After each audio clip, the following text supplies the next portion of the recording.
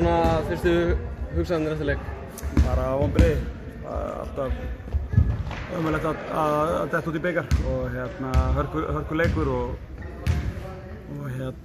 okkur vantaði bara upp á svona leik í dag. Það er 68 stig er svona fyrir neðan það sem við erum að horfa í og margt gott í okkar leik varnarlega, en eins og segi, sóknarlega bara sérstaklega í seinni hálfleik. Við skorum 44 stig í fyrri hálfleik, þannig að þetta er heldur lítið af stigum sem við erum að fá inn í seinni hálfleik. Akkurat, þið voruð byrjað að stíga fram úr aðeins svona upp undir þriðja leikluta, en síðan ná Keflvíkingar aftur að komast inn í leikinn. Hvað orsakar það eiginlega? Já, ég er svo sem erfitt að analysa hérna bara svona fljótlega eftir leik, en mér fannst við bara ekki nógu beittir sóknarlega í þriðja leikluta. Mér fannst við bara ekki verið execute okkar sóknarleik nægilega vel.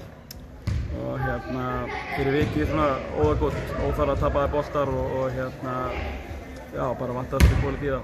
Og kannski súrt undir lok leiksins þegar það munar aðeins 4 með 5 stigum og þið fáið 3 til 4 þriggjastigatilraunir galopnar til að komast aftur inn í leikinn. Já, ég meina það er 5 stiga leikur og við fáum lay-up fyrst og svo allavega 3 galopið þriggjastaskot og jú, þetta er súrt að það detti ekki niður, en það er kannski svona bara, afleiðing af því að við vorum ekki í góðu rytma bara í gegnum seinni hálfleik. Við skutum 46 þriggjastaða í fyrri hálfleik. Ég held að við hefum verið 2-16 í síðari hálfleik og ekkert þetta kvart við því. Við vorum að ná að búa okkur til þessi skot þarna á lokakaflanum, en þau bara veit ekki þetta. Akkurat, svekkjandi tap, en þið eru á fullri ferð í deildinni og það er vantilega bara fullu fókus núna á deildina að halda fram góðu gengi þar. Já, það er ekkert annað og bara 2 gríðarlega mikilvæga leikir eftir fram að jólafrí og það er bara leikir sem við þurfum að fara í og klára.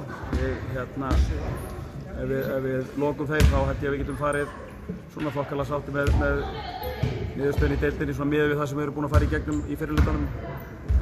Og bara nýtum þessi vonbrigði í orku í næsta verkefni. Akkurat, takk Einar.